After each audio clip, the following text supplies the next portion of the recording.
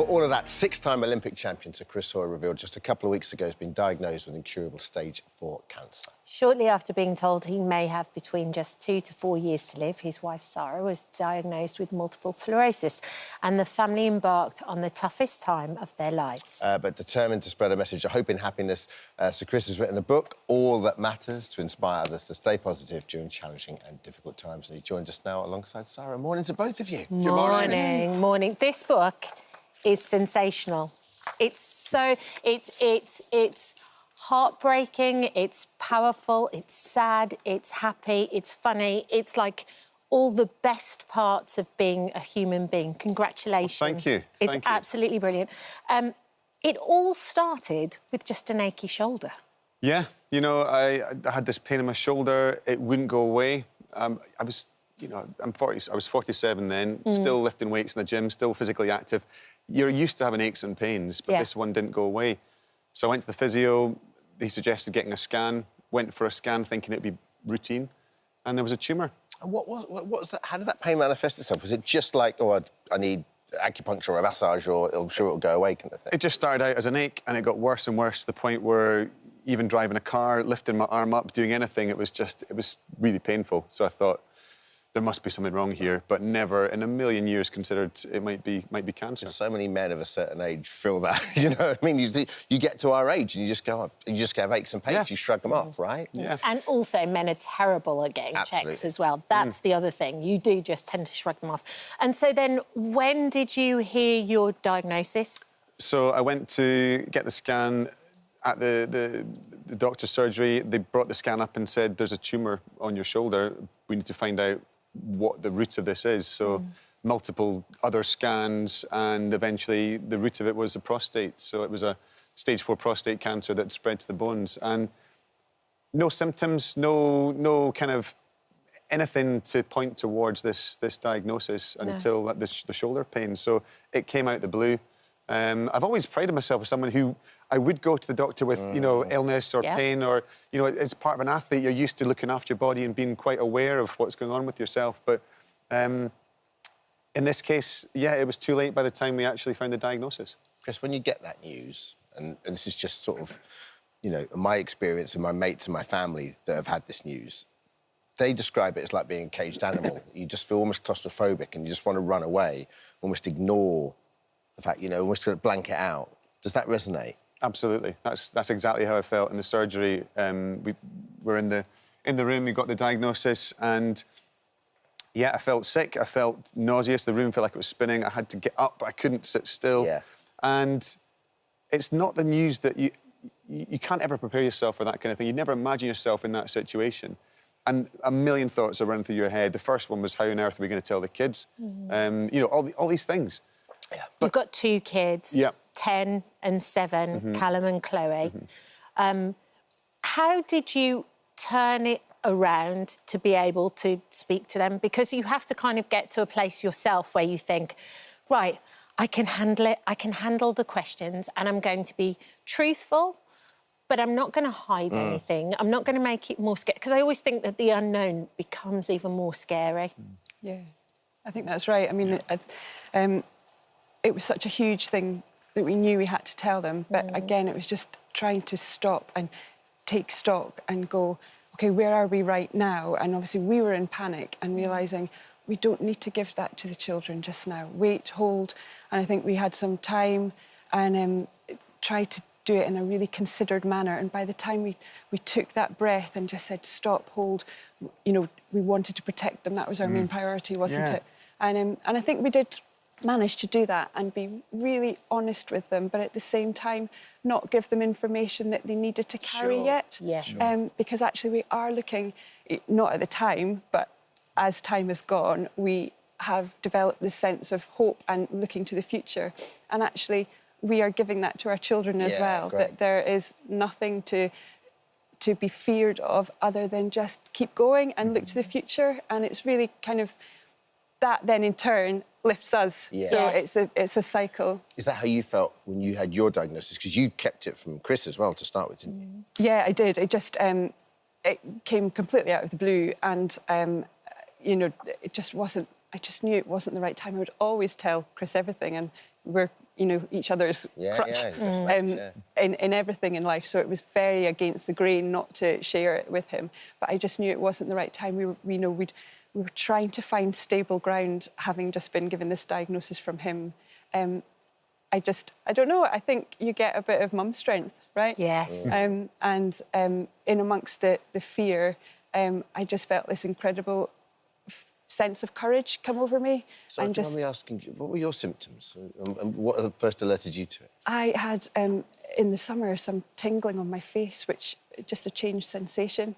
I thought it was a root canal, and I was sending you messages panicking about some sort of dental treatment.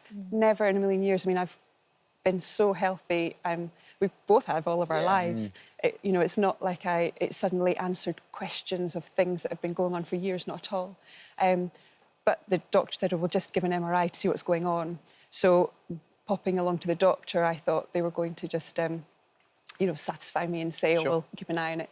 Never in a million years thought that they would be saying those words. So, yeah, that has taken some getting used to. I mean, we've both had to learn our way around medical diseases and how they are impacting us. So it's been tough, but actually we've been able to do it together. And it's once you're in it, you can cope with so much more than you think. And I think just a big sense of courage amongst the brave, amongst the fear is what is taking us forward, I think.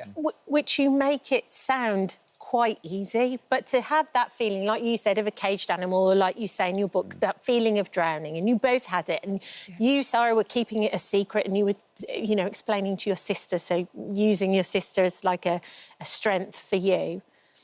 How do you make that change, though? What is it that makes you go, you know what, I'm going to deal with this day here, right now, and I'm not going to think about the future, and I'm not going to disappear down that rabbit. How do you do that? I think, as you say, it's about dealing with the here and the now, and it wasn't as if we flicked a switch and suddenly found hope overnight and found this positivity. It's a seed that grows slowly. It's something that, you know, it takes time. And you look, it's only when you look back you realise how much progress you've made, even sitting here, being able to talk about this. There's no, you know, 6 months ago, there's no way we could have done it. No. You know, it would have been way too emotional. But I feel it's having targets each day. It's having things that you have to focus on. The kids are the centre of your life. So that's your purpose, to get out of bed, to get on, to look after them, make sure they're okay. But it's about bringing it back to the here and the now. You know, you have to.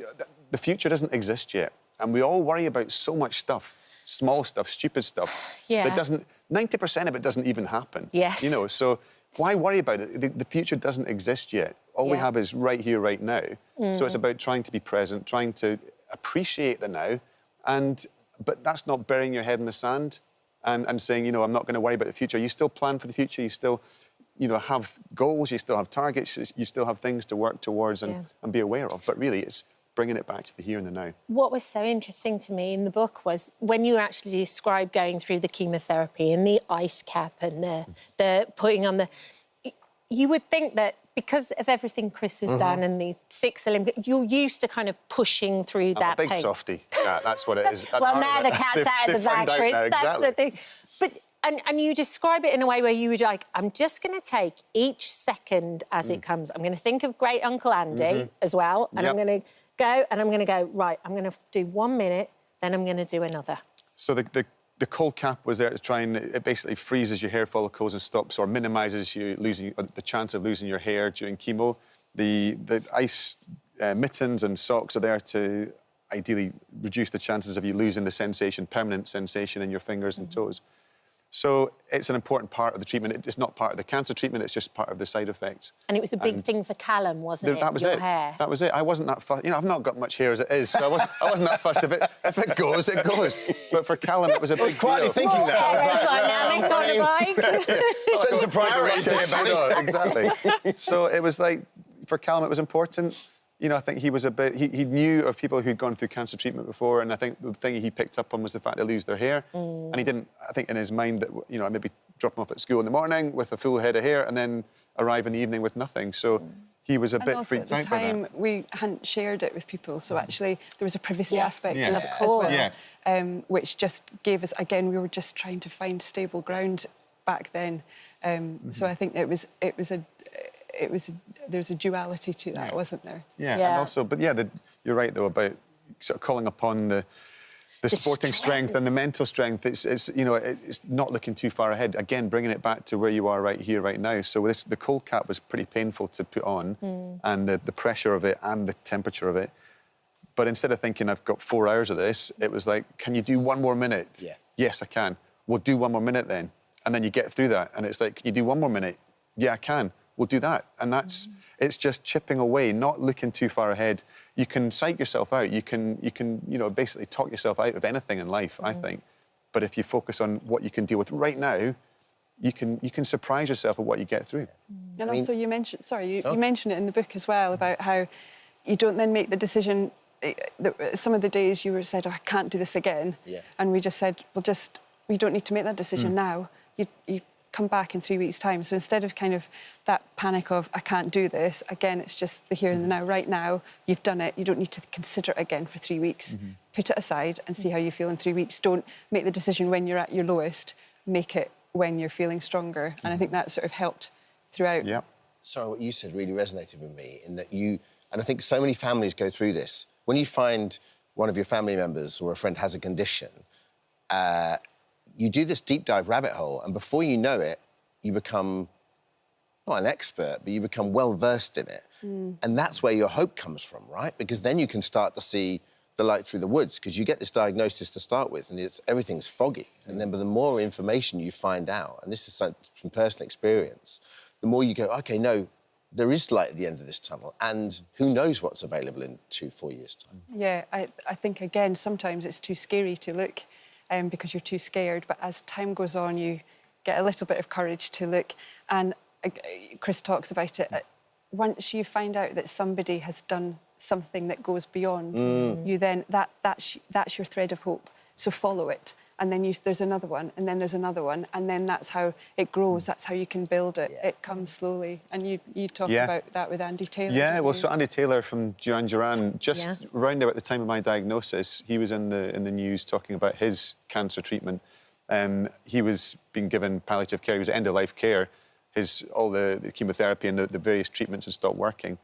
And they'd found out a targeted treatment which basically focuses on the genetic mutation of the cancer. A new drug, and he was cancer-free, not cured, but essentially asymptomatic. Which was absolutely incredible, and he was exactly the same as me, stage 4, secondary in the bones. So immediately, as Sarah says, you think, well, there's your glint of light. You think, well, if it works for one person, perhaps that might work for me. And even just so, you managed to make contact with him, and he phoned me up, and such a positive guy, and it was like, here's someone who gets he's been through what I'm experiencing right now, and he gave me hope, and just his positivity. I thought, how can you be so positive? And that was the first, in the early stages, you can't imagine yourself ever being positive again. You can't imagine yourself laughing again. You can't imagine yourself having joy in your life again. Humming, whistling. Yes, exactly. And all these things, they don't come back overnight. They take a long time. But I think it comes with hope. It comes with things like, well, actually, the treatment is starting to work. So now I'm pain-free. You know, that everything is under control for the moment. Right. And there's a plan for the next stage of treatment.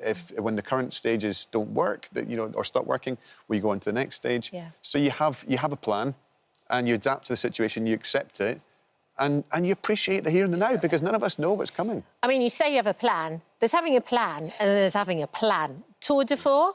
Yes. So. She came up with the name, didn't She you, did. Sarah? Well, You're really the brains in this operation. Thank you. And do you know, that's one of the reasons of sharing the hope and finding that from somebody like Andy Taylor, who then gave that to us. I think that really helped in then you documenting the book and then wanting to be able to give that hope to somebody who today is sitting in the situation we were a year ago, where that hope is gone, and being able to shine a light in it and say, it might not be what you think, hold, wait. And by showing the Tour de Force, I mean, look at him, he's on his bike every day. He's, as fit as, well, maybe not as ever, maybe not your Olympic standard, but, to be able to do a cycle ride like this. I mean, you can... We'll be there, won't we? Yeah. We'll get on our bikes. Paddy's We'll got be to be there. allowed. Of course. And you're training Paddy as well. Train Paddy, yeah, he's got his children in need on this challenge, week. brilliant. But yeah, basically the Tour de Four, to shine a light on stage 4 cancers of all sorts, Yeah. to show that actually when you can get the worst possible news, not everybody is as lucky as myself. You know, some people don't have as much time, but for now, I'm fit and healthy, and I'm going to crack on and raise hopefully a huge amount of money and change perception of stage 4 cancers, and that actually there's a lot of life left to live. Absolutely. Well, thank you so much for coming on the show today. Brilliant. Thank you. And for drawing awareness to it. And overall, more than anything, I think this is a love letter to you guys. I think it just shows what a brilliant team you are. Thank and you. how amazing you are together. Thank you. Thank you for visiting our This Morning YouTube channel. We upload new content every day, so go ahead and hit that subscribe button so you don't miss out. And we'll see you in the morning. We've spoken a lot about weight loss jabs on this show, but now a death has been linked to the jabs for the very first time in the UK. It was only back in August when 58-year-old nurse Susan McGowan took 2 low-dose injections of the NHS-approved weight loss drug tirzepatide. However, just 2 weeks into administering the injections, Susan tragically passed away, with her death certificate being the first to officially link a slimming jab to a death in the UK. Here to speak about her aunt's life and raise awareness is Susan's niece Jade, alongside bariatric surgeon Mr. Shaw Summers. Thank you guys for joining us today. Good morning. Good morning. Good morning. So, thank you for being here. Can you first of all paint a picture? Tell us a little bit about Susan. Gladly. Aww. So firstly, thank you for having me. Yeah. Susan was the life and soul of any room that you walked into. She was really generous, she was kind. You were almost scared to say when you needed something because the next day she'd have it at your doorstep. Oh, she's so lovely. Yeah, she was. And she had a good laugh, didn't she? I heard she had a great laugh. Yeah, brilliant laugh. She was just a character, and I think a lot of people have said there's just no one like her, and there isn't going to be anyone else like her.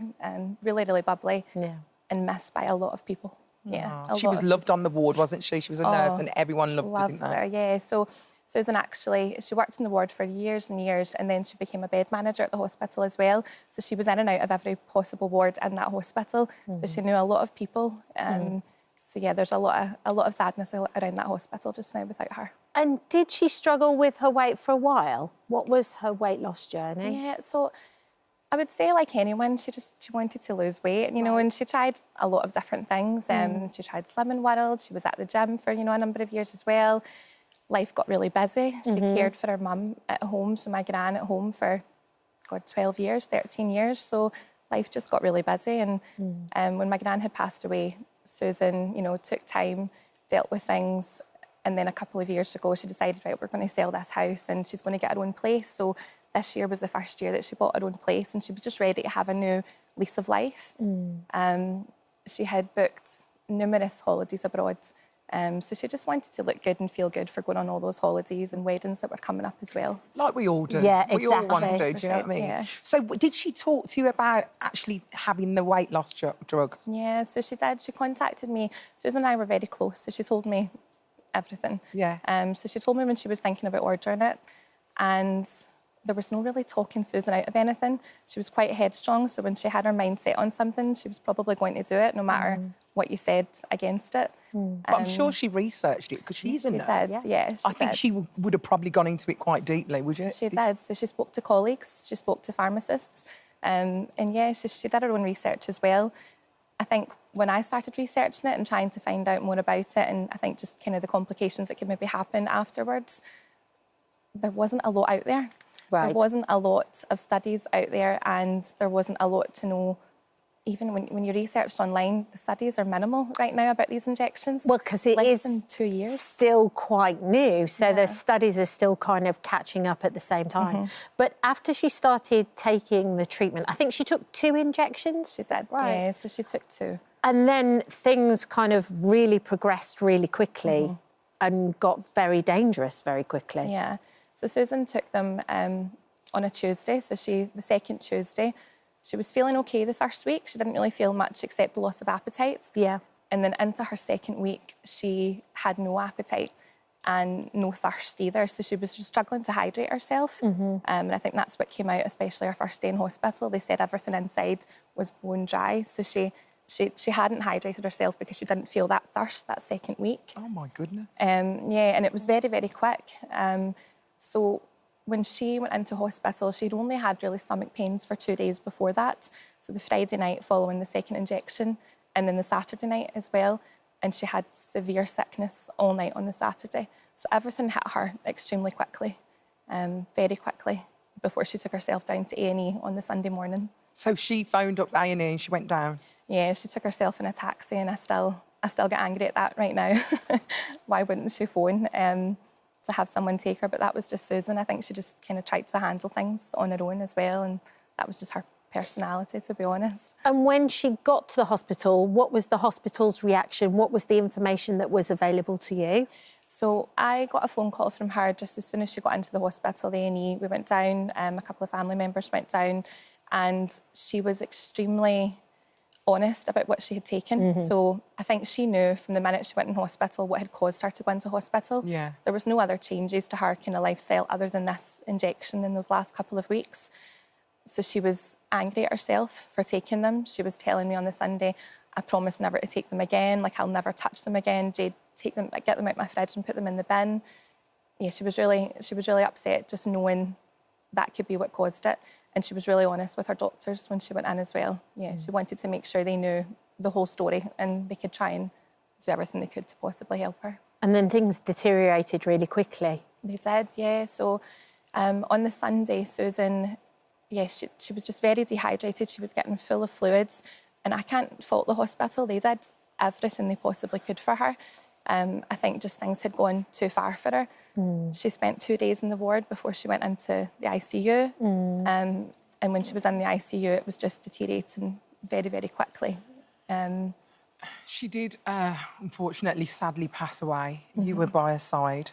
Yeah, her whole family, yeah. Her family. Not just me, it was every person closest to her was at that hospital, and they made sure they were there the full time she was in ICU. No one wanted to leave her bedside, and no one did. Awful. Well, let's talk to Dr. Shaw this morning. Hi. Good morning, Dr. Shaw. Good morning, ladies. Good morning, Jade. I'm very sorry to hear about Susan. I read about the report, and it's clearly a tragedy for your family and tragedy for all those struggling with their weight who need something to give them hope to find a way of losing weight. What do we know about this drug, though, Dr. Summers? What do we know about tirzepatide? So it's one of a class of drugs that was originally designed to treat diabetes, and it's very, very good at helping to control diabetes by changing the way the metabolism works and by increasing the body's sensitivity to its own insulin, so diabetes gets better. But the clinicians that were using it 10 years ago or so discovered that it would also reduce the appetite, and most patients who were on it lost weight. And so it didn't take much of a leap to sort of think of using it as a weight loss drug in people who aren't diabetic. And it does work very well. And in general, it's very, very safe compared to either staying big or to some of the other treatments that we use to manage excessive weight. Now, in Susan's case, unfortunately, she had that unfortunate combination of having gallstones and taking the drug. And we know that the drug tirzepatide or its similar drugs, semaglutide and liraglutide, do slow down the way your digestive system functions. And by slowing that down, it accelerates the development of gallstones. Now, Susan unfortunately died of pancreatitis, and it is possible that the tirzepatide made her gallbladder a bit slower. The stones ejected a bit of sludge, and that went down and triggered pancreatitis. And pancreatitis can be a serious illness. When we prescribe tirzepatide, we always ask patients about symptoms of indigestion, bloating after meals, burping, the typical symptoms of gallstones.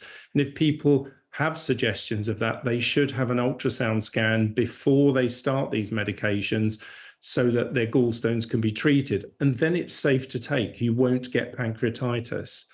So unfortunately, I think Susan was just really, really unlucky to get this. I don't think the drug after 2 doses caused the pancreatitis because of the drug. I think it just probably accelerated the gallstones. And we know that 1 in 10 people has gallstones. They are very, very common. Yeah. Yeah, well, we know that Susan did the right thing. She went to the hospital. She was very honest about her treatment.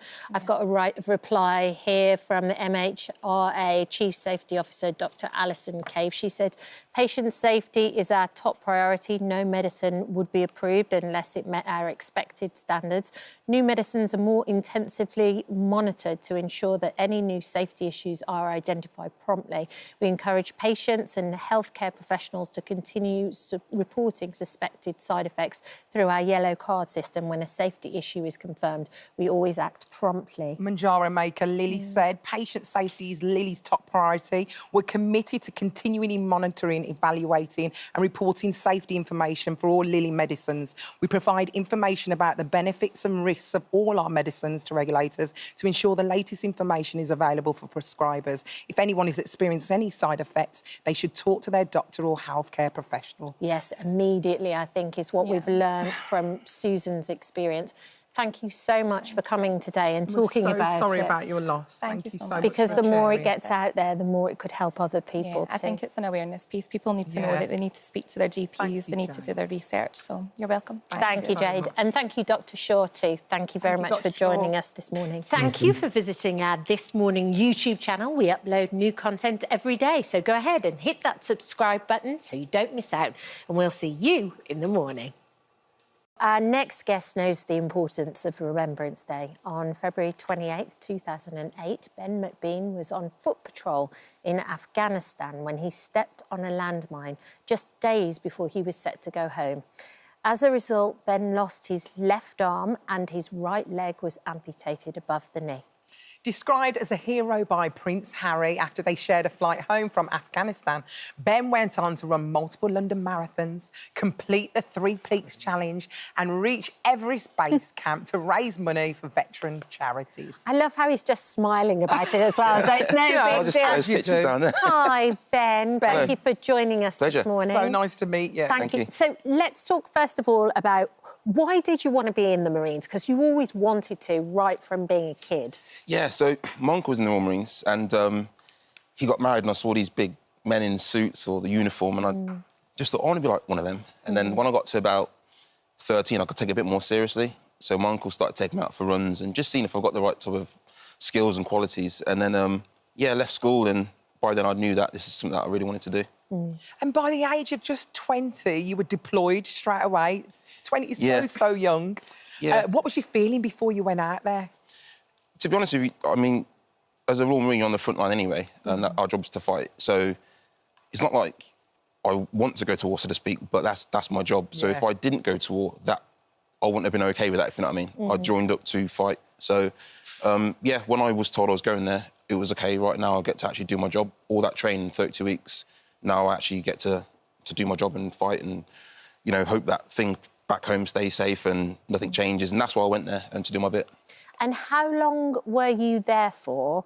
And you were actually, just before you had your accident, you were due to come home. Yeah, so we didn't have long to go. I think I was there like 4.5 months out of a 6-month tour. So you kind of, like, you do start thinking a little bit about going back. De-rigging. Yeah, together. just kind of calming down a bit. Yeah, and then just woke up one morning and my mind just said, you're going to get killed today. And then obviously... What, you actually thought that on the morning? Yeah, there's not a lot you can obviously do about it. So I remember shaking the guy's hands.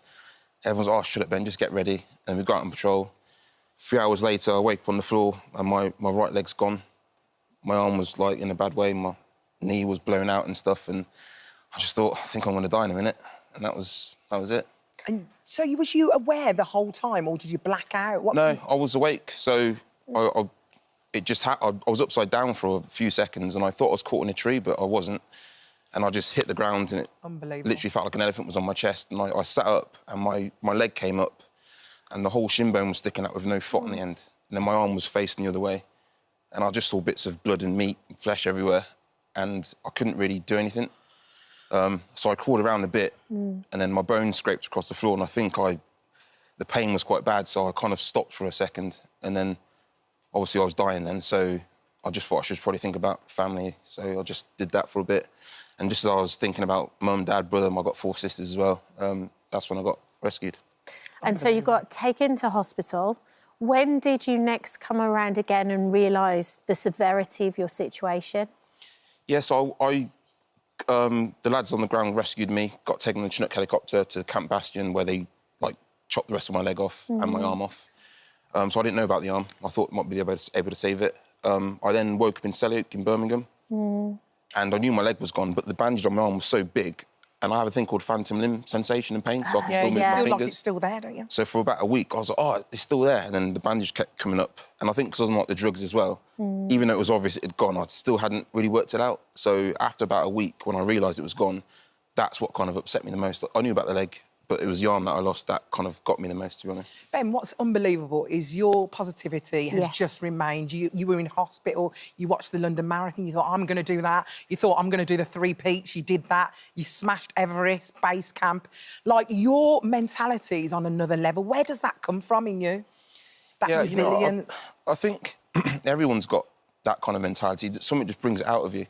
And for me, it was the Royal Marines that kind of brought it out of me. And then when I got injured, the true me came alive, so to speak, where I've always had it in me, but because I hadn't been put in a situation like that before, it didn't need to show. So, and I think as well, my ego as well, like, obviously being a Royal Marine, you know, I think, right, I've been told I can't do this, that and the other, you know, I'll be the judge of that. And that kind of got me through a lot of things as well. And now I know I can do things, I can calm down a bit. I can do everything by myself. I just do it slightly differently to an able-bodied person.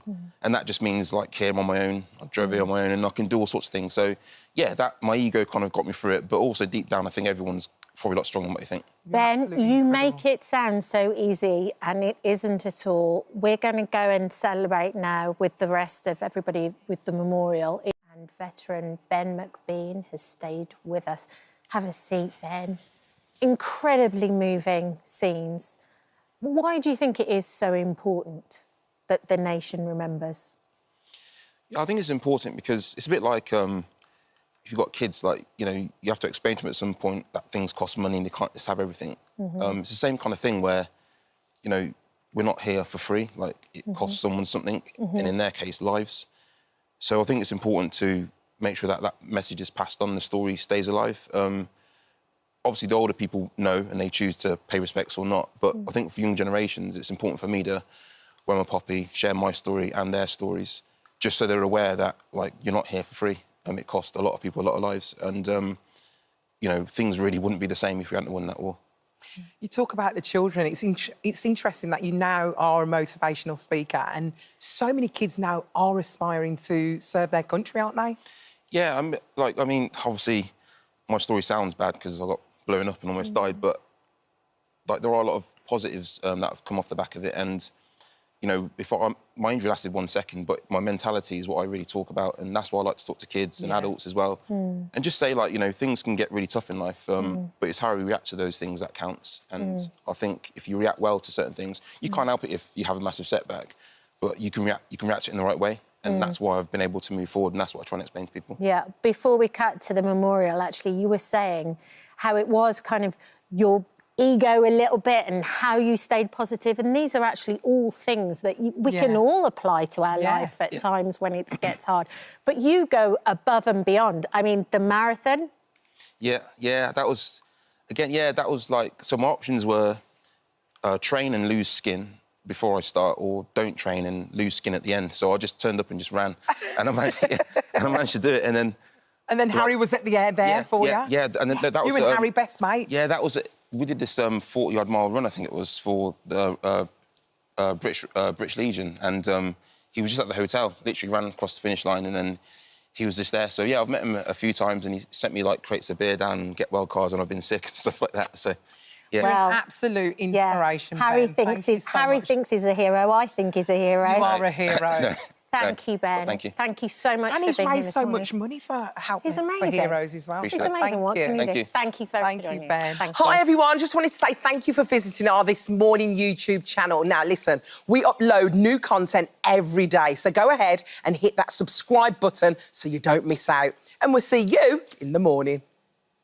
Very different. It's what This Morning's all about, Yes, I think feel, so. don't you?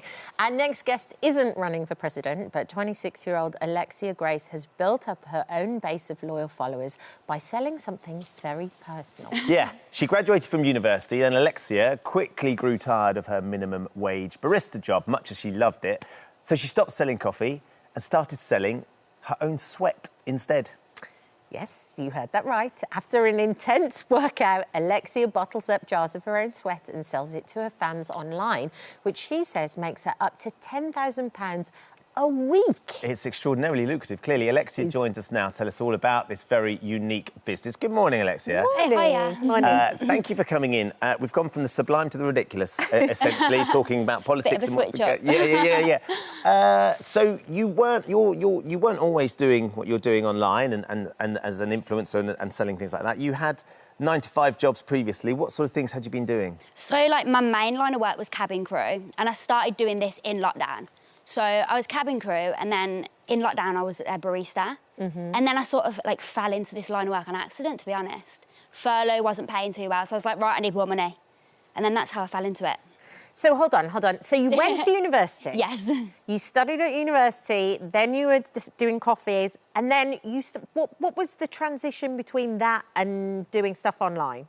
So lockdown happened Right. whilst I was a barista, and I was getting furloughed. And Right. obviously we all know furlough was, like, the pay was so bad. Yeah. So I was like, right, I need to make more money. And, like, OnlyFans was a massive thing in lockdown. Like, everyone was starting to do it. I had a friend that had just started doing it. I messaged her. She was like, I've just bought a new phone with the money I've made. So I was like, OK, I want to buy a new phone. I'm going to start doing it. I can pay my bills off because I'm struggling right now with the furlough. Student, yeah. Exactly.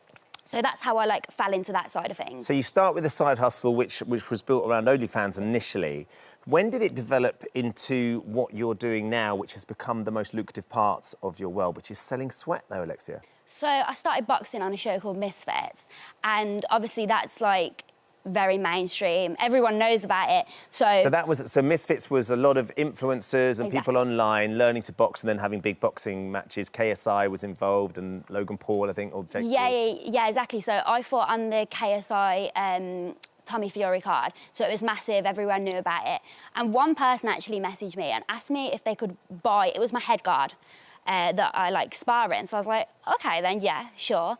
And then he recommended me on, I think it was a Reddit group, Right. that, like, I sell my sweat, essentially. And then they all just came flowing in, like, so many of them wanting to buy it. And then that's when someone asked me to buy one of these, a jar. So you've actually bought a vial of your sweat Yes. in for I us. bought two, one for you each. One each, thank you. That's very Thank you generous. very much. I might start wearing it around my neck or something like that. A new perfume. But how do you do it? Like, what is the process? Because that's quite a lot of sweat you've got in there. It is. So, that's impressive. So when someone first asked me for a vial, like, obviously, you know, a head guard, gloves, it's easy. You just wear them and then sell them. But when someone asked me for a vial, I was up front, I was like, I have no idea. How on earth do I fill a vial with sweat? And obviously, he liked to buy sweat, so he had already bought it before, so he knew how to. And he basically told me to put a sweatsuit on, which I obviously already knew what one of them was because of the boxing. What is a sweatsuit for people who Sorry, don't know? it's like a big bin bag that, like, cuffs around your ankles, cuffs around your wrists, and people, like, professional, like, sports people use it for, like, boxing and that sort of stuff. If you want to make weight, it get allows a you to... sweat on. yes, Yeah, exactly. lose weight. People lose water weight. You can lose so much water weight. So if you can imagine, when you lift that sweatsuit up, it drips off you. So he literally said, get like a bowl or a cup or whatever, wring your clothes in it, and then get, you know, like a cowpole syringe. Yes. Use that and then Put it in into the bowl. one of these. Now, it's quite a peculiar request, Alexia. How did you feel? Did you feel comfortable doing that? Were you kind of going, look, I'm going to be really commercial about this. If someone wants to pay me for my sweat, I'm not going to use it. Why not? Yeah, exactly. I think in my job, you become very, like, desensitised to everything. Like, there's a new normal. Like, something I find normal, you guys probably wouldn't find normal. So I was like, yeah, like, whatever. I was more like, how do I do this? How do you do it? That was more of my concern, like, how on earth do I get it in a jar? Intrigued with the process. Exactly, yeah. Well, it's also so interesting because it's actually really lucrative as well. Like, it's not just a few pounds here and there. Tell me about how much you make and How what much you've would one of bought those with vials it be? and- Yeah. So it depends. So it depends on like how fast they want it. So if they're like, right, I want you to go for a run, I want you to put it in the jar and send it to me right now. Like, they're paying for my time. So that's going to cost more. But if somebody's like, can you get me a jar, like, as soon as you can, like, no rush, 150. So £150 for a jar about But that what big. are those? Yeah, but that's if they're not in a rush. You so are I can do winning at life, Alexia. So Like, if I they can do want it my it own more time. urgently, you can charge. What's the most you've charged for a vial? Well, I've got one guy that's brought not just vials, but he buys me head guards on my Amazon wish list, and then I wear them, do my stuff, boxing gloves a lot, and overall, so I've been doing it for a year and a half. He spent 40,000 on it. £40,000. Yeah. So what have you bought with that money? I'm not really like a big spender. Like, I'm trying to like invest in my future. So I bought a house in cash very recently. A house in cash? Yeah, I've got an M4 competition. That's the one thing I do have that That's a like car? costs. Yeah, sorry, it's a car. That's like a 60 grand car. That's the only one thing I've got that's like not an asset, if that makes sense. Yeah. So I've just bought my house in cash. I'm looking to buy another house very soon. So it's put me in a very good position. It has put you in a good. Have you got any idea? This is going to be sort of it's a very intensive question, but I understand that it's a bit creepy. Ask it. Do you know what they do with the sweat? I've got a vague idea, but sort of like when they take it off me, they do what they want. Like, I don't really know. So they wear it, or they just Probably. enjoy it somehow. Yeah, exactly. Do you feel safe doing this, Alexia? I worry slightly that they, some of these people, clearly somebody who's spending over £40,000 on you and has bought you lots of cars is sort of quite obsessed with the idea of what you're giving him. Of course, there's obviously the risk factor, but I feel like the platform, it does protect you from these things. They don't know where I live, so I do keep myself safe. I have got 2 security dogs as well. Do you? Yeah. Security dogs. Yeah, protection dogs, yeah. But what about your friends and your family too? Do they just turn around and go, actually, if they'll pay it, you can earn the money? Or do they get a bit worried about your safety, kind of like Ben was saying? I think at first my family were a little bit like, you've got to be careful. Like, there's people out there that are obsessed. But I mean, I've been doing this for, like, OnlyFans in general for 4 years. Obviously, I've been selling this sweat for almost 2 years now. And nothing bad's happened. So, no, they're not concerned, really. And what about the future for you, though, Alexia? Do you want to keep doing this, or have you got plans for something else? And do you want to go back to being a barista at some point? Well, future in terms of this sort of line of work, as long as I can physically do it for, until it dries out. Until you run dry? Quite literally, till I can't sweat no more. But in the sense of, I want to go back into being a barista, but I want to, like, open my own coffee shop. Sure. Like, I want to work cool. for myself. That is my plan. And then, obviously, like I said, about properties. Well, it sounds like you've got a great business mind. I mean, you're approaching this in a very open-minded way, and what you might find sort of acceptable might not be what we do, but it doesn't mean it's not viable in some way. No, absolutely. Stay hydrated. You'll Yeah, get that coffee exactly. shop before you know it. And they're for us, though. They're our Christmas presents. Yes, these are yours. Let me have a look. There we go. Your new perfume. Slightly cloudy. Yeah. Might check the pH That's balance. actually come from my sock. This is from a sock. Yeah, from yesterday. I put a sweatsuit on and went for a little run. At least it's fresh. Yesterday. Yeah, it's fresh. Do you put a date on them or anything? No, I don't. But the people, I'd usually message them, like, I've just done it now, I'm going to send it. So they sort of have an idea. Can I just ask a question? Because we've had these vials on this morning now, people would be more interested in this. It might actually be more valuable because people have seen you talk about it. Yeah. So this is going up in value the longer you hold it. Yeah, exactly. Okay, well, I'm going to give it back because I want you to get your coffee shop. Oh, thank Which would be an you. amazing Yeah, thing. that would be an amazing thing. Thank So you. that's the one that I held that came from your sock. Look, Alexia, whatever we all think about it, you've clearly you're going about this in the really sort of smart way, and it's really extraordinary to hear what you're doing. Stay safe and Thanks carry for on. coming. Yeah, Thank you so much for having me. being so Thank you. entrepreneurial. Thank you for visiting our This Morning YouTube channel. We upload new content every day, so go ahead and hit that subscribe button so you don't miss out, and we'll see you in the morning. For all of that, she's built one of the most successful fragrance empires in the world, despite leaving school with no qualifications.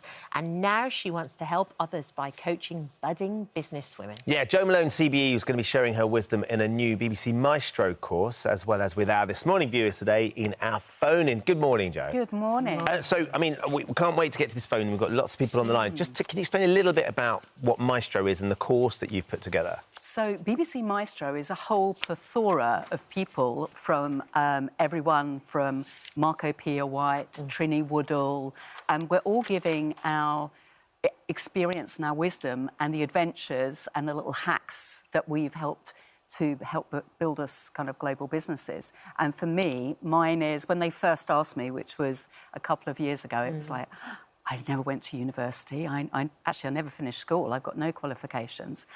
What am I going to create 4 hours of content? You know, what am I going to do? And I realised that what they wanted was how I thought about life differently and that entrepreneurial heart. And so I teach you in this course how to fill your entrepreneurial toolbox with everything you're going to need to build a business, share your life, raise your kids, teach children in education, all kinds of things. All of these things will be relevant for you. So what are the attributes that you need to become a successful entrepreneur? You need passion. Yeah. You have to feel it. If you don't feel it, no one else is going to. You have to be resilient. You have to be a little bit like a warrior because, trust me, you're going to fall down. You're going to graze your knees and you've got to get up again and you've got to fight. So you need resilience and that opportunity that you give yourself that says, sometimes I need to fail in order. I mean, how many times have we all failed? Oh, yes. But we don't talk about that, do we? And also you learn more, I think. From when you fail, you learn a lot more than when you succeed. Nelson Mandela said, I always win or I learn. And if you look at life like that, and so I will teach you to look through different eyes in this course and say to yourself, it's OK. And I share some of my worst moments, which people love your worst moments. Of course, because as we know the headlines of how successful you've been with the businesses that you've created, but understanding how you've got to that success is Ben, huge. I've made lots of mistakes along the way, and I don't share all of them, but I share enough to make people feel that they can identify. The last thing is really important. It's creativity. Yeah. So I believe that everybody in this world has a bank account, OK? And it's full of creative currency. And the only one that can access it is you, only you. That creative bank account will help fulfill your dreams. It will help you think about life differently. But that bank account will only go up in value if you use it. Otherwise, it just stays stagnant. So, you know, you've had lovely Martin Lewis talking about finances. Creativity is exactly the same as a currency. And you offer, like, really practical advice. You were talking there about creativity. And isn't there an exercise that you do where you take all different items that are white? Yes. And then the person has to come up with an idea. Explain it. So this is if I'm going to be interviewing someone for a creative team. So what I'm looking for is I'm looking for the child in them. That's what I'm looking for. So I'll get a tray. Everybody does the interviews with their CV. By the way, I'm just going to bring this out. This is one of my treasured things. I was once asked for my CV in life, and this is my CV. That's a very small CV. There you go. In fact, it's a tiny CV. Because actually, I've never qualified at anything. I've got no qualifications. So that's my CV. Have you ever interviewed for a job, though, Jo? I have, and I sort of managed to waffle my way through and say, give me a chance. But, you know, people get so hung up. It's important to have your CV, of course it is, and there'll be people that within my team that look through the CV and talk through it. But I'm interested in the child. So I'll get a tray of product that are all white, as though it's a canvas. There'll be a tennis ball, kick and change, a white mug, a can opener. What else did we have in there? A paintbrush. And I will say to them, OK, you have 10 minutes. I'm going to leave the room. One, all of them. But you have to choose something, and when I come back in the room, I want you to have sold me a product that you've created in your head. Wow. And let me tell you, 10-year-olds can do it. I bet they can. I bet they can. Fascinating as an idea. Right, let's get to the phone lines, Jo, because there's lots of people desperate to speak to you. Let's start with Melody, who's in Kent. Hi there, Melody. Good morning. Lovely to have you phone in. What's your question for Jo?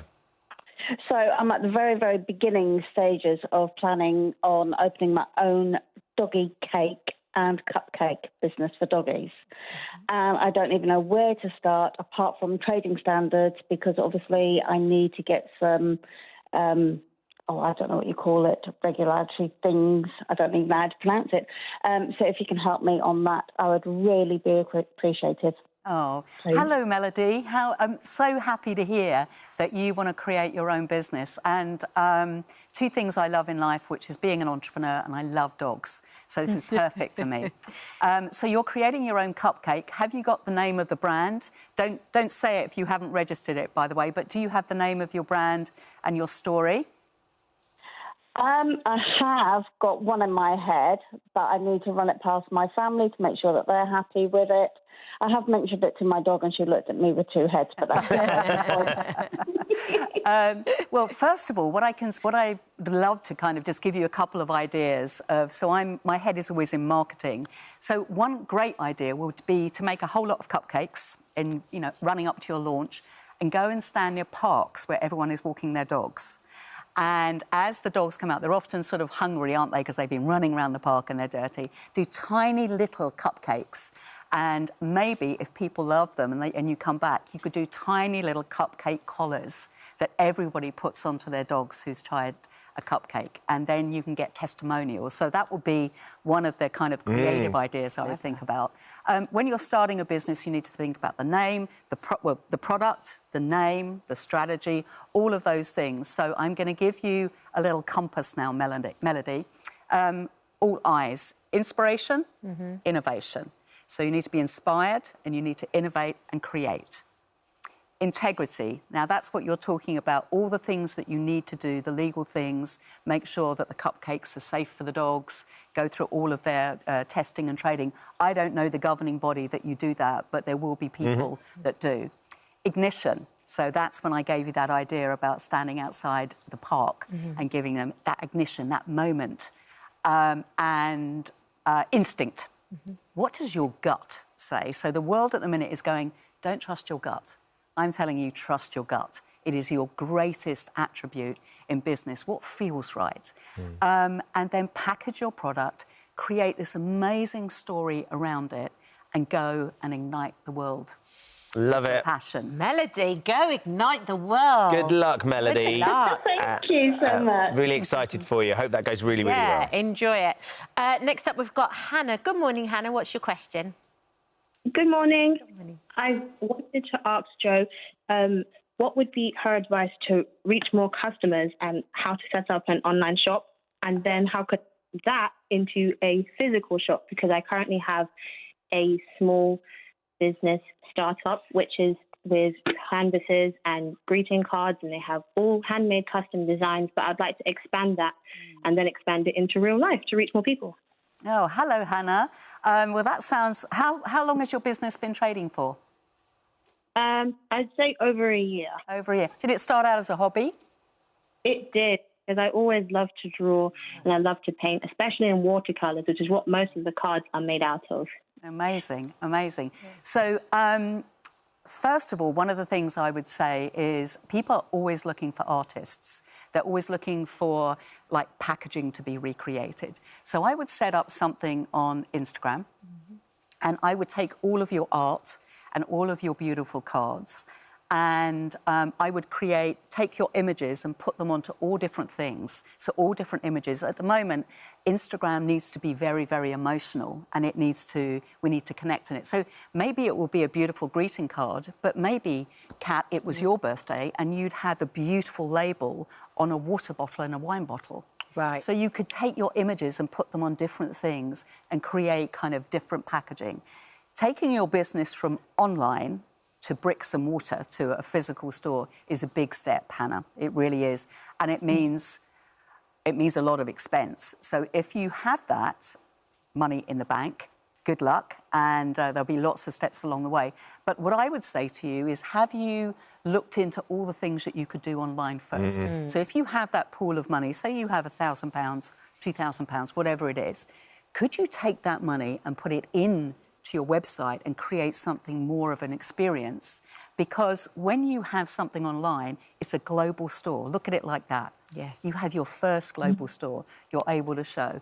The other idea I had for you was to join up with 3-4 other entrepreneurial businesses. So it might be your local art gallery. It could be your local church on a Sunday. Could you put a little, gallery together for them? So think about places where you can go and people that you can share your ideas with, and then take your 3-4 stories and create a lovely press story, get your local newspaper in to come and tell your story with you. So what we're always looking for is, what's the next step? What's the next step? And it's not always straight ahead. It can sometimes be, look left, look right. Who do I know? Who can I bring in and create this story? But, I'd love you to send me some of your ideas for Christmas, and we can start by sharing them on our Instagram. Very happy to do that. That'd be brilliant. Amazing, Hannah. Good luck, Hannah. Good luck. Right, here's a quick one for you. You've only got a minute left, but Beth's asking about marketing. You've already talked about marketing. She says, it says it's from Beth, but it's my wife and I have a small property furnishing and design business for show homes and holiday rentals. We've done very little marketing so far. We haven't really needed it, but now we want to grow more. What do you recommend is the best initial marketing strategy to implement to reach new customers or build a brand? So I'm going to go back online. So I've got an idea for you. Sorry, what were their names? Beth. Beth. And her partner. Beth and Mr. Beth. Or Mrs. Beth. Yeah. So what I would say to you is AI is going to be your best friend here.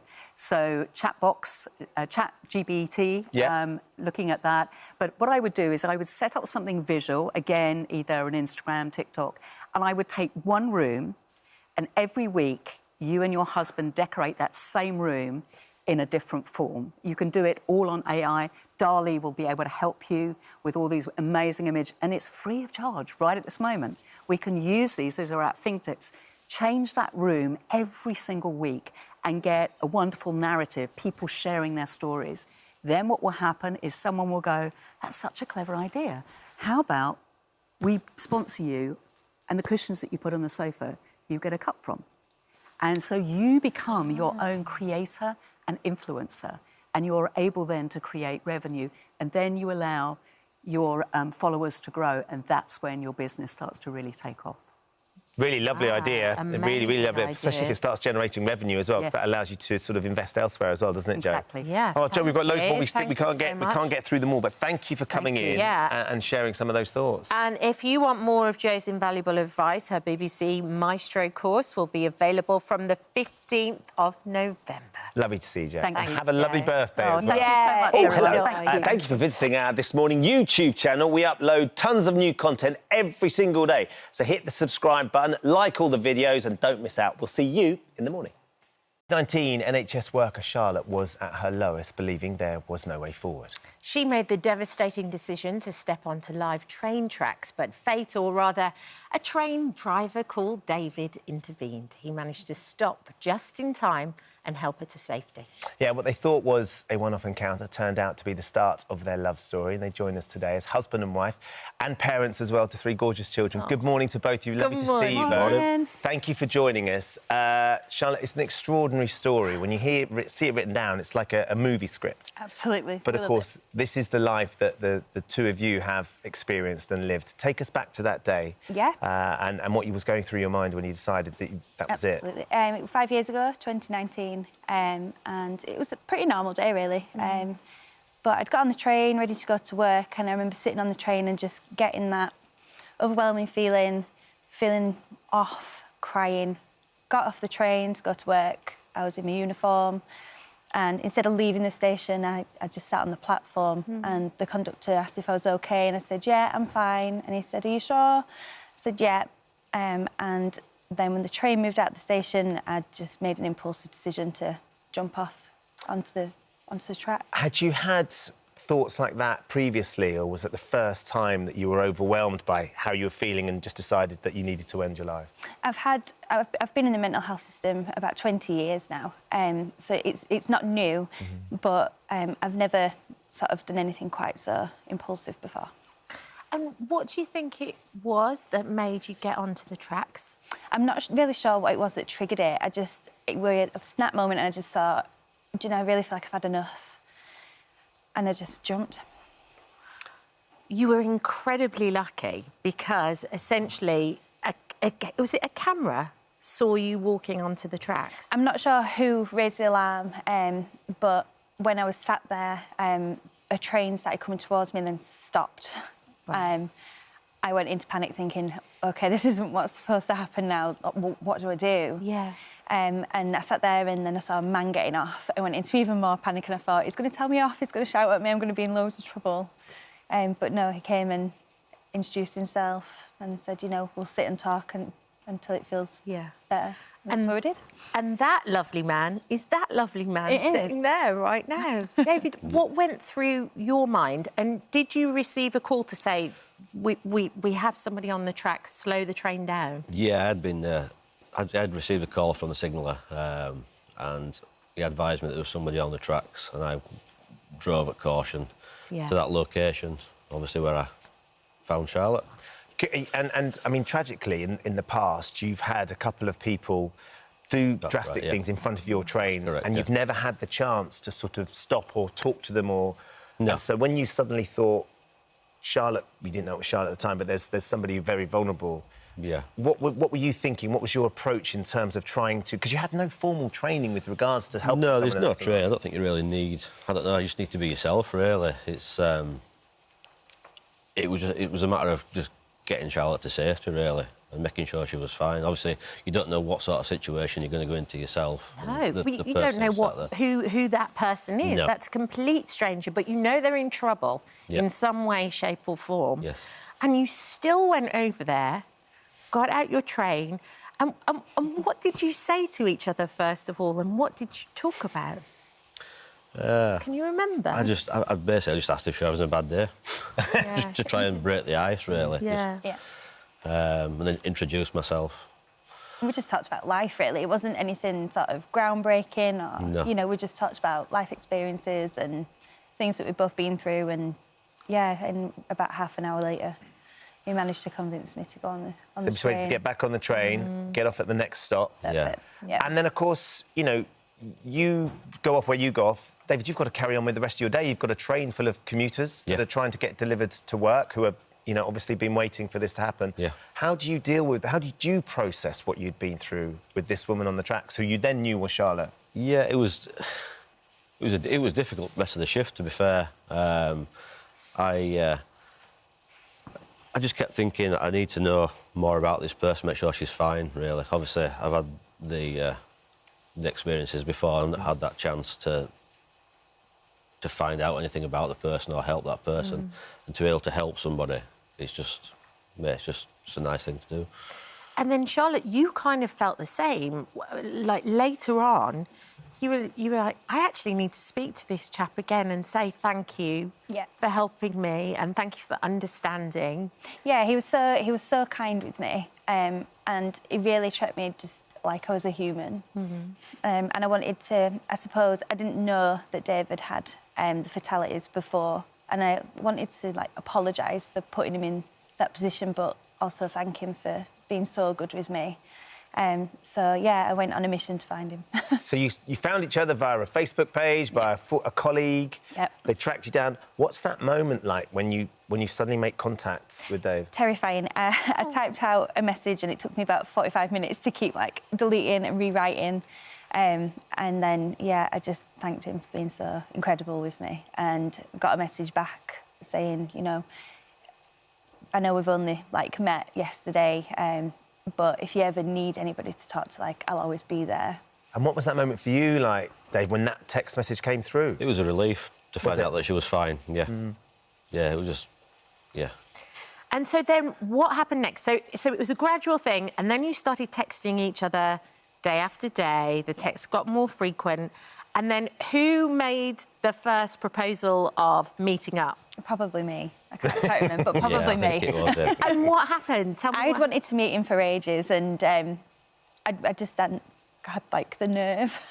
But we went, we got a coffee, and we just caught back up, and the rest was literally history. We were inseparable after. And at what point, Dave, do you sort of think this has gone from just being a friendship and a concern for someone to being something a bit more romantic, and actually you're not just wanting to know about her well-being, you're actually falling in love with her? I can't really remember. It just all escalated, didn't it? It did. Yeah, there wasn't a specific point, really. It was it just happened. So who asked who to marry them? How did you do it? Where did you get married?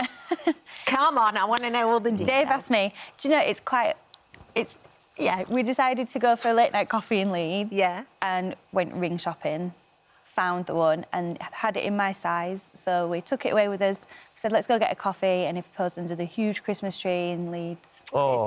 It was nice. So Christmas is always very special for you because, of course, it's about that day. 19th of December, wasn't it? Yeah. And now you've got a gorgeous family as well. We have. And I wonder, Charlotte, what you would say, and equally, Dave, what you would say to people who found themselves in a scenario where they are overwhelmed with what is going on in their lives and they feel like they have no choice and no options. Yeah, I would say life can and does get better. And you just have to be here to see that. If you take your life, you're not going to ever know if it'd get better. No. And there's all the support lines out there, you know. There's help available. And I'd just say just reach into people. I know I've found it really difficult in times where I've been at that point to sort of reach out because you're exhausted. You are absolutely exhausted. And I know I haven't been able to reach out. And I know there's people I can reach out to, but I don't feel like I can. So I feel like my message would be reach in. So reach into people that you care about, the loud people, the quiet people, the colleague that don't look quite right today. You know, we owe it to each other to be caring about each other enough to check in with each other. And be compassionate. You never know what's going on in somebody else's life. Absolutely not, no. And what happened on that day is you were so compassionate, Dave, and it changed everything. Yeah. It did. In the blink of an eye. I just think there's something magical about that, because that decision that you could have made that you didn't because Dave was there means that there's beautiful wedding pictures, there's an amazing family. I mean, look at these gorgeous pictures. And this is something that might not have happened had Dave not been able to, you know, adjust to, in that moment, to what was going on and the support that you had around you as well. It was brilliant, but it just goes to show, you know, you don't need any kind of specialist training to do this and to bring people out of crisis. It's just a simple conversation, and it were enough just to break it in that moment for me. We were talking about the film rights to the story. Once you've written it, who are we casting in the roles? It's got to be Jodie Comer for me. Excellent. Jodie Comer, and Dave, you're going to be... I've no idea. By default, Tom Hardy. Tom Hardy. I think we understand where Charlotte's coming from. Exactly. Thank no you resemblance. for coming in. It's been lovely to see you, and I know that you want to share your story because, you know, at this time of year it gets tough for people and to understand that there's options. Yeah. And there's always something. There's always somebody to talk to. Always. Amazing. Thank Lovely you. to meet you both. If you've been affected by anything we've just discussed, you can find details of helplines. Oh, on our hello. website. Thank you for visiting our This Morning YouTube channel. We upload tons of new content every single day. So hit the subscribe button, like all the videos, and don't miss out. We'll see you in the morning. We're joined now by domestic abuse survivor and Women's Aid Ambassador Alice Living, alongside equality campaigner Sherry Blair, who are both in the documentary. It's great to have you here this morning. We've been lucky enough to get an advance copy of the documentary, which is on Monday the 11th on ITV and ITVX. It's an extraordinarily powerful watch, Alice. The bravery of the contributors to that documentary can't be underestimated. You yourself have first-hand experience of domestic abuse, and at the age of 16. Yeah, so I was only 16 when that happened to me, and I think that one of the things that's brilliant about the documentary, you know, I was very honoured to be asked to contribute, is that they have so many incredible women who've given their voices to that documentary that I know will help so many people. You know, the fact that the Queen is sort of heading up that incredible mission to help more women get help and to overcome abuse, I think is really important, but also to hear different stories of different experiences, knowing that abuse manifests in lots of different ways is really crucial too. And at such a young age for you, I mean, how did it start? So I met my partner when I was 16, obviously, yeah, really young, and sort of one of my first experiences of a relationship. So I didn't have much to go by in terms of what was healthy and what wasn't. You know, things at the start seemed great, and I think often I always use the phrase, you know, if your abuser was how they were at the end, at the start, you would obviously never get into a relationship with them. But things start great. They often use techniques like love bombing, which I know some people might be familiar with, which is where they shower you with love and affection and make you feel very special, and you kind of, you know, are lulled into maybe a false sense of security. And then things sort of very slowly and gradually became a lot worse. It became physically violent, very emotionally abusive as well. And I think that I didn't recognise at the time what I was experiencing was abuse. I had no friends to go to, and I became quite isolated from all of my support networks.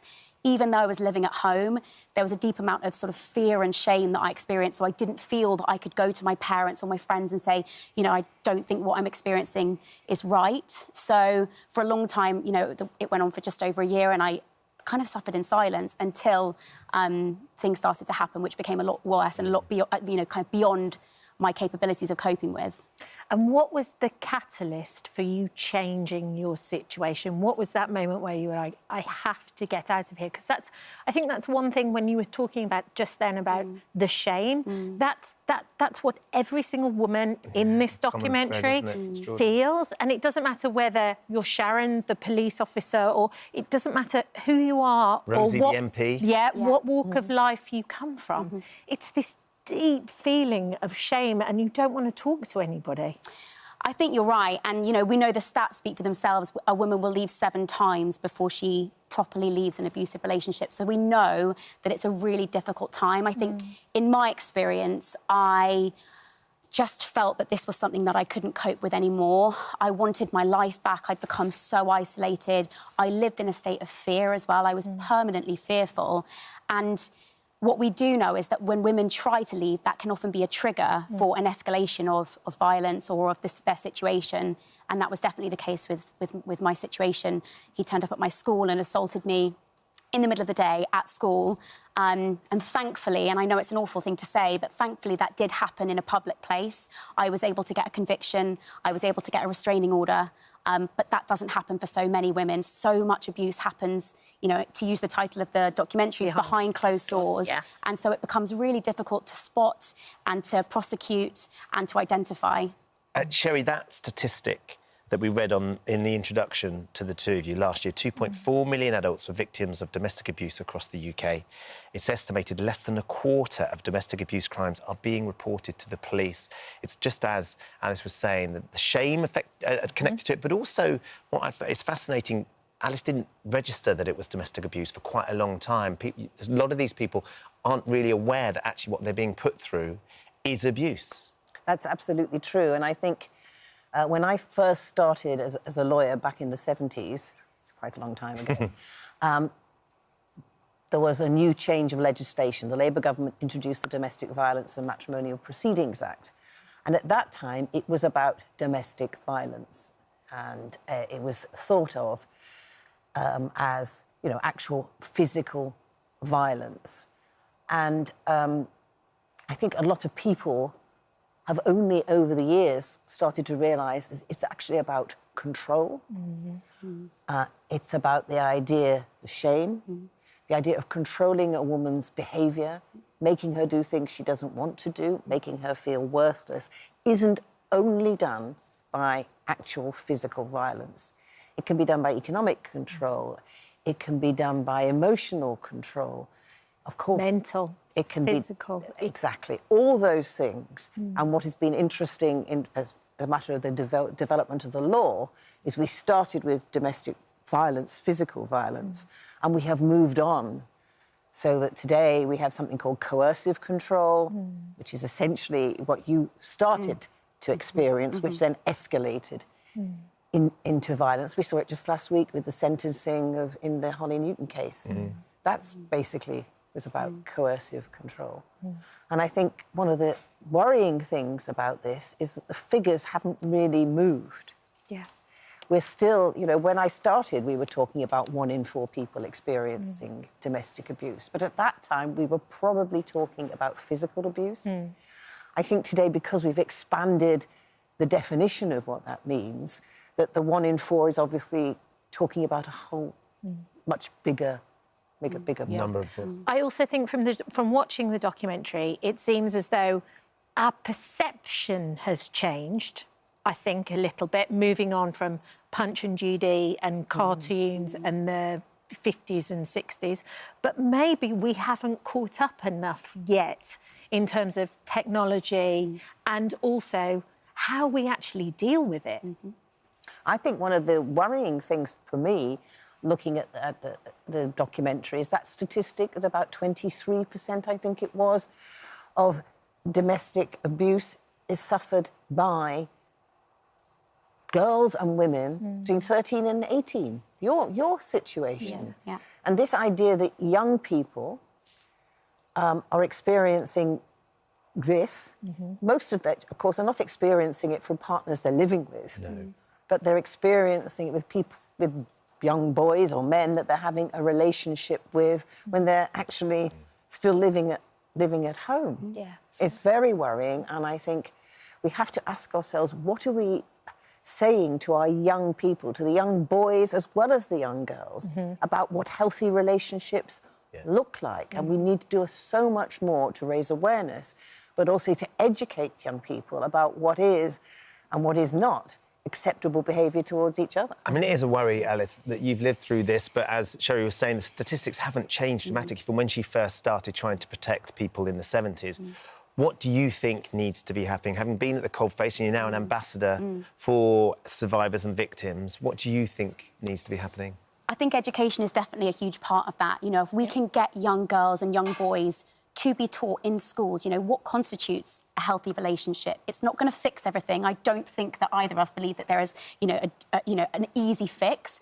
But I think it can start to help women identify at an earlier stage what they're experiencing. There's a brilliant part of the documentary, Jane Monckton-Smith, who details the 8 steps of kind of how abuse can escalate. A really important part. And one of the things that I think is important is helping women identify the first 1 to 4 steps. Can we catch it earlier, before it gets really serious, before it gets to that point where women maybe feel more trapped, less able to escape, knowing that those first signs of things like coercive control, gaslighting, jealousy, it's not always going to be that that's abuse, but often these things are very, very important in knowing that that's probably a sliding scale of how things are going to progress. So can we help women identify those things earlier on? Yeah. I mean, domestic abuse... Can I add something? Yes, sorry, go, Sherry. I think the other thing we saw in the documentary was the fact that over 60% of cases referred to the domestic violence helpline, people are being turned away because there aren't enough refuges. Funding. And one of the things we need to do is increase the funding so that we have more safe places for women and girls to be able to go. And by the way, there are some men who are victims as well. We shouldn't ignore that either. But it is overwhelmingly women who suffer this. So we need to do more to provide those safe spaces. Alice, what could your family or friends have done to help you sooner? Because I don't doubt there will be people that are in a scenario where they think, I think my friend is going through this, both male and female, and I'm trying to get them to talk about it, but they don't want to or they can't. What could they have done, and what would you advise anybody watching today who may feel like they have somebody who is vulnerable to something like this? I think it's a great question, and as you see in the documentary, even though all of the people that speak come from different walks of life, we all experience quite similar things. And I think the key thing is that kind of isolation element. If someone becomes very withdrawn from your normal relationship with them, you know, you start to notice that they're less communicative, that they're sort of becoming quite withdrawn from what might be normal for you and them. That might be something that could be, you know, something that you recognise as being potentially something that you might just say, is everything okay? You know, what's going on? I know that for myself, you become very good at hiding these things. Again, because of the shame, you know, it's not the first thing that you're going to blurt out to a friend. And also, you do live in a state of fear. So there is that element that kind of stops you from maybe seeking help in the first instance. So I think it's about just being a listening ear. And I also think it's really important for women to also, you know, correctly advocate for themselves. You know, even if it's that you don't feel confident to tell someone, write it down somewhere, log what's happening, be confident in knowing that if you've got kind of a documentation of things that are going on, that's going to really help you if you then have to, very sadly, go to the state where you're calling the police or having to report something. So I think those things are really helpful. But I think that friends and family, it does become difficult because the typical tactic is to isolate the victim. And it's just trying to recognise when someone does withdraw, is there something going on that you might need to just push further to try and get into? Well, the great thing is that you are opening up these lines of communication, because that's the big thing I took from it, is it's so manipulative and they try and kind of close you off. So thank you for coming on the show, and thank you for talking about it, and thank you so much as well. I just say one thing. Yeah. Make sure your boys watch this programme as well, and your husbands and all the men, because actually this is not an issue that only women should be Patrick talking about. Stewart was like, yeah, absolutely, it's the same. Valuable Thank for you very everybody. Her Majesty the Queen Behind Closed Doors airs on ITV1 and ITVX on Monday, November the 11th at 9 p.m. Thank you both. Thank you. Oh, hello. Thank you for visiting our This Morning YouTube channel. We upload tons of new content every single day. So hit the subscribe button, like all the videos, and don't miss out. We'll see you in the morning. Because our next guest burst onto the comedy scene in 2009 and quickly became a household name with her beloved sitcom Miranda. But for the last decade, she has taken herself out of the spotlight following a private health battle. But it's not all doom and gloom, no, it's not. As the star announced, she's recently married the love of her life at the age of 51. And newlywed is with us now. Congratulations! Oh, congratulations. So happy for you. I can do all that. You put a ring on it? Yeah. No, you can't do that now because you're not single. Oh, yeah. You're not a single lady. Okay, fine. But you can go like that. It's quite fun. No one really cares, but you just go. You do care. Congratulations. Oh, look at you holding my book up. Look at Thanks. it. Yeah. That's the money shot. It's like jazz hand moment with it, isn't it? I like that. Thanks. How did it feel when you actually saw it for the first time? It was like, oh, my gosh. Quite emotional, actually. Really? Well, just because the story is, you know, a decade of not all fun. Yeah. So it was like, there was my difficult time in a book as well, and just to have done the research for it. So, yeah, I had a little weep. When did you decide to put pen to paper about the last decade? Well, I started researching for myself to start with when I didn't get a diagnosis and felt rubbish and couldn't work anymore. I collapsed on the floor with fatigue and just wasn't getting any answers. So I thought, OK, I need to research and go, there's this whole wellbeing industry out there. What is actually true? What is science? What could actually help me feel Did you find the better? answers? I feel like I found the answers, not necessarily to recovery from disease. I'm not saying that, gosh, no, but to live with chronic illness. And I just needed to know how to do the next 10 minutes, basically. Yeah. And so I couldn't go, I couldn't do an ice plunge. I couldn't go to a chalet break in Norway and have hashtag self-care weekend. So I was like, what are the treasures? What are the keys? And so once I researched that for myself, I felt like I can't not share this. Yeah. So I did in my book, What's Out Now. So how long did it take to write it, and when did you... Well, years, really. The research took a good 6-7 years. And then when I got my diagnosis a few years ago, I then sort of amended my story a bit. And then I met my now husband and thought, I've got to put a little bit of the love story in it. So it just sort of took a while. Yeah. So just let's go back a little bit and remind me of the diagnosis, because, I mean, it was probably about the age of 15 when you felt like something infected you. Yeah. I got a bug that felt like flu when I was about 14, 15, when I lived in America. My father was working out there. And then since then, I just never felt well. I joined the dots now, but I never felt well since I was about 15. I had really weird neurological symptoms. I felt dizzy, sort of double vision, just loads of really weird things. Just felt like I had flu all the time. Yeah. And then over a lifetime, when we all experience difficulties and then we get ill, even a cold, my immune system just couldn't cope with it. I was just more and more and more run down. And each day was like wading through treacle. So eventually I found out that it would have been Lyme disease that I got then, but it was just not an acute version of it. And so it was reactivated constantly in the body. Any other virus I got just accumulated. My immune system was disordered. So you then end up with a kind of ME picture, a fatigue-based condition. Which is hard enough when you are just on a day-to-day basis. But when suddenly you write the sitcom and you hit gold and you're working every day, the God sends, that must have been so debilitating, because like you've got to get out of bed every day and do it, right? And then it's not just filming it, you've got to write it, then they've got a pressure to programming it, and then all the other opportunities come when it's a success. Yeah, by then, I mean, sort of sadly in a way, I kind of got used to getting up, feeling rough and just going, just got to keep going, because no one was saying what was wrong or how to manage it.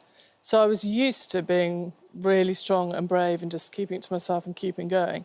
But the sadness for me was that I didn't looking back, I didn't really enjoy it. Yeah. Like, I'd often be in rehearsals and I'd look at a glass of water and think, I can't find the energy to get my arm to lift. That's what fatigue is like, which I share not for sort of self-pity or woe is me at all, but just for all the millions, sadly, living with fatigue-based conditions. Because we all get tired, right? So when you say fatigue, you think, no, it's literally I don't know how to move. So I felt sad couldn't really enjoy it. But I managed it all right. Did you talk about it to anybody? Not Did your really. friends and family know? No, because when you're sort of just keeping on, which I think so many of us do with long-term conditions, whether that's a difficult relationship, whether it's whatever, you feel like you get into that, I suppose, quite English way of I mustn't keep complaining, or you don't know how to ask for help as well, because you don't know what you're asking for help for. Yeah. And if you say to someone, I don't feel like I can pick up my glass, you think you're going to sound like a diva, or they're going to like, you what? Just have a drink, love. Yeah. It's mad, isn't it? So you get stuck, yeah. Because the dial has shifted so much with so many things in the last 10, 15 years, you know, on the right side of progress. You don't feel like this is particularly talked about even now. You know, this is a very valuable book in many ways. Oh, thanks. And just to have the conversation, because there must be so many people out there. Yeah, and also I think it applies... I mean, obviously what I went through was a chronic illness, but I think it applies... I've had loads of friends saying to me, gosh, this really resonates. There's little things like how often we say sorry and how all these little things, micro things that are exhausting, or just what vulnerability actually is. I thought I was quite good at vulnerable because, you know, I was a silly creative and kind of happy to fart in public, whatever. Isn't that being vulnerable? Turns out that's part of me, but I was terrible at asking for help. Yeah. I just didn't know how to do it. I was, like, brought up with you're independent and strong, you do it yourself, you want a job done, get it done yourself, you know, all that sort of thing. So learning to be really fragile and go, oh, that is part of what being a human is. Also, I still think we're not brilliant at No. Yeah. Also, and who, so that's who to ask as well, right? Who to ask, who's your trusted people, how many... I was then a terrible oversharer. I'd then tell everyone, go, no, that's not right. So it took a lot of... So that's sort of what the book is, was how to be more honestly myself. So I can be the comedian and the silly one and the oversharer and the windbreaker. Yeah. But now I can now I can also be vulnerable and honest and have a little weep and go, actually, do you know, I'm just a really highly sensitive person. I need this much sleep. I don't like socialising very often. This is me. Yeah. And it feels amazing. Yeah. Oh, I'm so happy for you, honestly. And the fact that you are so vulnerable in the book is going to help so many people. But that is thanks to Selena Gomez, isn't it, a little bit? The fact that she shared... Well, so it's mainly about me. It's her to thank, though, isn't it? Well, I went through a moment of going, I don't think I can put that... I just don't feel strong enough to be vulnerable to put that out there. Does anyone really want this? But is it going to help? I had a real wobble. Watched Selena's documentary, and she's been through so much, and obviously a fame at such a young age and all her health problems. And her documentary, I was just like, I was weeping going, I feel heard. So if one person can read it and go, I've felt fatigued since I was 15 too, then... And before we let you go, you're watching Strictly. How's she doing, Sarah? Oh, my God, I'm obsessed, my friend. I'm loving all the advice you're giving her. Yeah, I'm head choreographer. Vito has given in and realises that he needs to listen to me. So I'm head choreographer. You do a Monday morning routine. I'm also not doing a book tour. I'm campaign trail. Come on, Hadders. Come on, Hadders. She actually gave you some advice for being on this morning. So here's Sarah with a little bit of advice. Here you go. Hi, Miranda. We want to thank you so much for all your advice and all your tips. However, now you're on this morning, and we've just done it now, and I'm just going to give you this really heartfelt advice. Yeah. Just be yourself. Because you are amazing. Be yourself. Be yourself, and we love you. Be yourself. Be yourself, I mean, they ran that home, didn't they? I think they got stuck on be yourself. Yeah, well, that's what the book is. It's how to honestly be yourself. Well, there is the book. I haven't been entirely honest with you. But what I want to know is, what have you done today to make you feel proud? Loving your work. You wrote a book. Yeah, I done a book. It's quite a lot. And sat here and chatted to you, which is a great privilege. Thanks, Miranda. Now, you are staying for the phone-in, aren't you, Miranda? Well, I'm staying for anything you want. Thank you so much for visiting our This Morning YouTube channel. We upload new content every single day, so go ahead and hit that subscribe button, and we'll see you in the morning.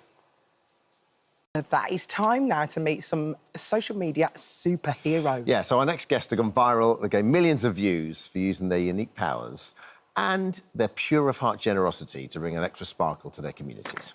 Liam Wildish is a former window cleaner who spends his spare time sprucing up road signs in his local area. Look at that lovely spick and span. B. Elton is a self-taught cleaning influencer who transforms strangers' homes free of charge. What a lovely thing to do. And Alfie Cookson found fame for offering odd job services on his tandem push bike. Welcome to the show, all three of you. You guys, I've got to say one thing before on. Darling. You two, wrong trade. You should be singers. Do you think? Complete wrong trade. Oh, thanks. Thank you so much. Well, when did you hear us singing when we said, "What have you done today to make it through?" I wasn't even on set. I could hear you from below. You not make us feel proud. Stop it, Alfie. Liam, we're going to start with you. Liam Wildish, a.k.a. The Sign Guy. How did you get into this? Tell us your story. Well, the background started, really. I used to have a window cleaning business. Obviously, I had one of the extendable brush thingies that you've probably all seen. Yeah. My mum actually pointed out a really dirty road sign one day, and just by chance I said, I wonder if you can clean that with the brush. So I did. I cleaned it, and it came out like brand new underneath. The sign was in pristine condition. You couldn't read it. It was like just like a green circle that said nothing. So we cleaned it, and then I posted it onto the community Facebook page just to sort of show everybody what I'd done. I did a few more signs. And the response was just insane. It went viral, and that sort of led to now evolving into the ASMR satisfying videos really of cleaning the sign. The whole going viral thing has happened to all three of you. That's fascinating. How that, and it's so good by luck or chance or serendipity, isn't it? Just how that crazy, one person sees it and then the next thing you know. Yeah, it really snowballs. What does the community say? Because it is something really nice for the community. I mean, sometimes there's signs that you can't even read. Yeah. You can't even read, and it does genuinely help people. I'll be honest with you, I looked at your Instagram last night.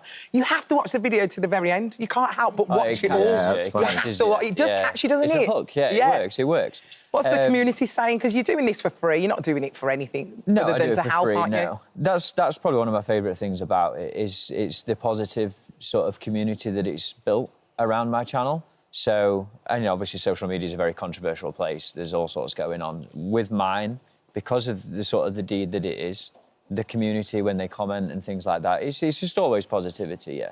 It's People lovely. It's lovely. You do feel, it's that thing like, it's almost like when you give a gift. Most people, I think, get more excited when they give a gift rather than when they receive a gift. Yeah. When you put thought into something and give it, and when they open, it's a similar hit to that, I guess, in a weird way. Yeah, you get like good karma. That's the best way I can describe it. If anyone asks, like, how do you feel about the Sign Guy channel? It's like, I've always had good karma when I've done this. Yeah. I think it's making a little bit of a difference, and then good things seem to come from good deeds. Also, just finishing the job makes you feel good, doesn't it? Yeah, exactly. When you drive down the road now, I clean that. Did you have to stop for a while because you had a bit of an injury as well? Yeah, unfortunately. So that's why I'm no longer a window cleaner anymore. What happened?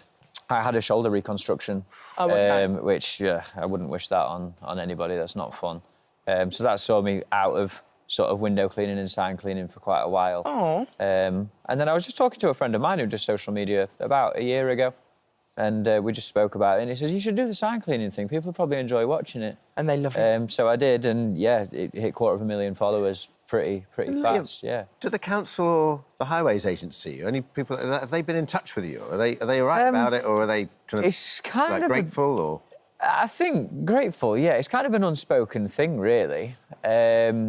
We've never actually sort of discussed it in detail, but I can't see why they would have a problem. I don't imagine there's a department that does this, right? I mean, or if they do, they're probably overworked and stretched and stuff. Funnily enough, this sign, I actually saw this sign. When I was driving towards it, I thought it was one of the black LED signs that would light up as a... Yeah. It was that dirty. And then when I got next to it, I was like, that's actually filthy. It's like the sign chooses you, Liam. Yeah, it's a sign. Unbelievable. It's a sign. Yeah, it's a sign. My grandma's got bad eyes, and seeing that, she'd even struggle more. Oh, exactly, yeah. But it's lovely that you're doing something of service, and B, you're doing something of service at the moment. And this all started when you bought a flat that was in really bad condition. Yeah. Tell us about what happened. So I rented a flat, and it was like the first flat that I'd ever rented when I came to London with like 2 other people. And it was just awful, like black mould everywhere, holes in the floor, mice everywhere, fly infestation. It was just everything that you could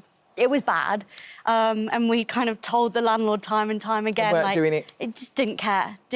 Couldn't care less. So this was a situation where you either leave that flat or you say, right, this is my flat, I need to make this wonderful. Yeah. And you actually did, didn't you? And you recorded it. Yeah. And what happened? I mean, people started watching it, and then I think the biggest thing that blew me away was how many people would say, my rental flat also looks like this, and I don't know how to deal with it, or are you able to redecorate like that, or can you do that? How do you get rid of mould?